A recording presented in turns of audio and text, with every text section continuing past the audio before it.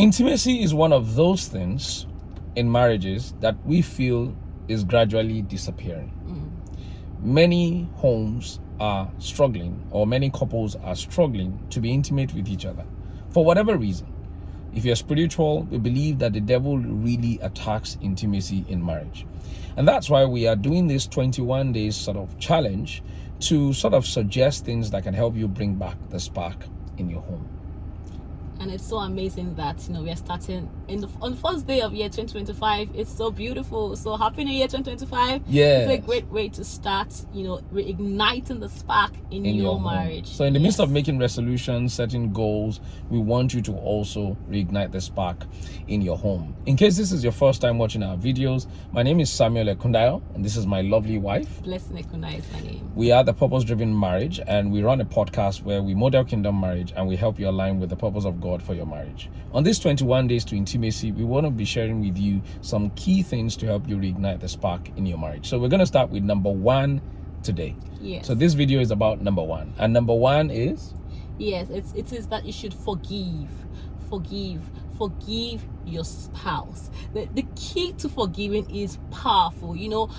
A lot of times we decide to, or we unconsciously drift apart from our spouse, and we are not able to be intimate with them. We're not talking about sexual intimacy yet, because that's just a type of intimacy. Yeah. When you're not intimate emotionally starts with, the friendship has died. It will be very, very unlikely to have that sexual intimacy to start with. Yeah.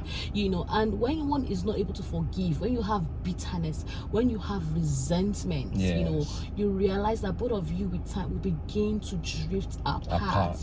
So for example, your spouse has hurt you and you're still holding on to that grudge, and because of that you cannot give them your space. You can't hug, you can't kiss, you're not even friendly to each other again. The last time you went on a date, you can't remember.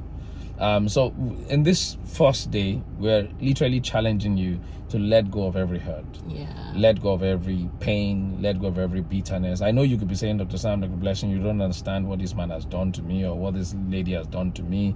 She's done it over and over and over again. I've been correcting her, I've been correcting him, and he will never listen. No. We want this new year to start on a clean slate for you. We want your intimacy to be reignited.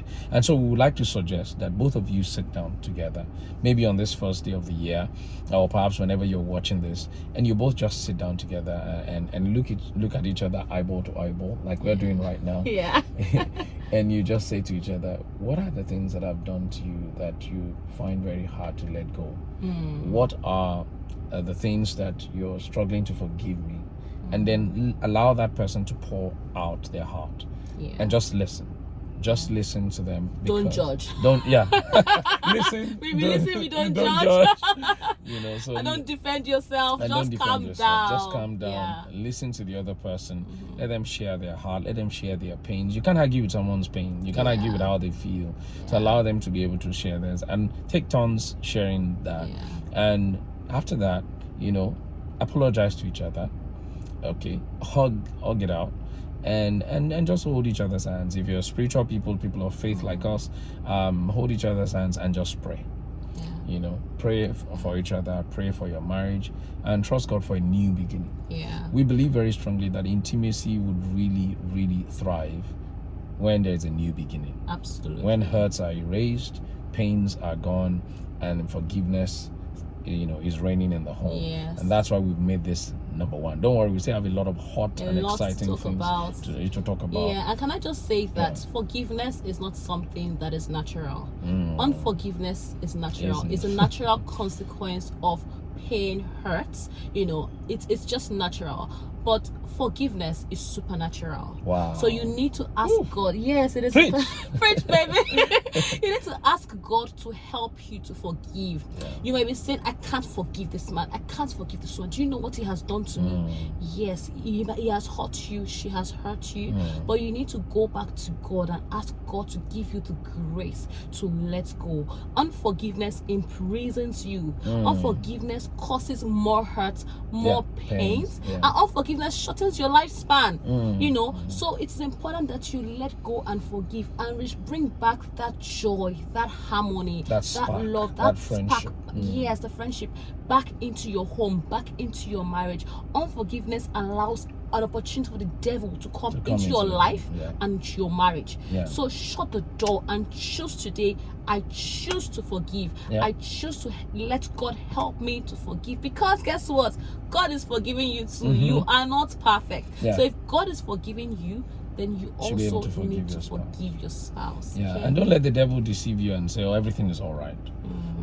Within you, if you know that everything is not all right, there's still some things you're harboring, there's still some pains and hurts in there, please, this is the best time to actually do it. I love the benefit of time that God has given to us, that we are not living in eternity, but we're living in time. And the turn of every time is an opportunity to start all over again. So why not start all over again and say, dear, let's choose to forgive each other and just start all over again. Let's start afresh. Let's start on a new slate. On a clean slate. Let's push the old things behind and move on. Okay, look forward, look ahead, and God will help you. Are you going to forget? Almost unlikely, but you want to choose to say, you know what, I don't dwell on the things of the past anymore. I want to begin to enjoy the present, enjoy living in the present. Enjoy this marriage, enjoy the friendship, and with that, I promise you, the rest of the 20 days that we're going to be sharing odd things and amazing, hot, sexy things, smoky things, it would then be doable, because it will be coming from a place of forgiveness, from a clean slate, and we really would love that for your marriage. That's what God has called us to be able to do, and we believe and we hope and trust that you would take this on board with your spouse. In fact, if maybe you're the only one watching this, you might want to play this with your spouse, and together just enact what you have learned, and we trust God for a positive result. Amen. And whether you are new in marriage, or whether your marriage is bubbling already, which is great, or whether your marriage is struggling, going through a rough patch, this next 20-21 days is for you. Your marriage is going to get better if you begin to put this into practice. If you put them and guess what? We are also doing this 21-day challenge with you. So yes, that's even more amazing for us. All right. This is where we're going to wrap up day 1. We're going to record day 2, and make sure you don't miss day 2 and the rest of the other days. We believe this will impact your marriage and will ignite the spark in your intimacy and in your marriage. God bless you. See you. Bye-bye. Bye.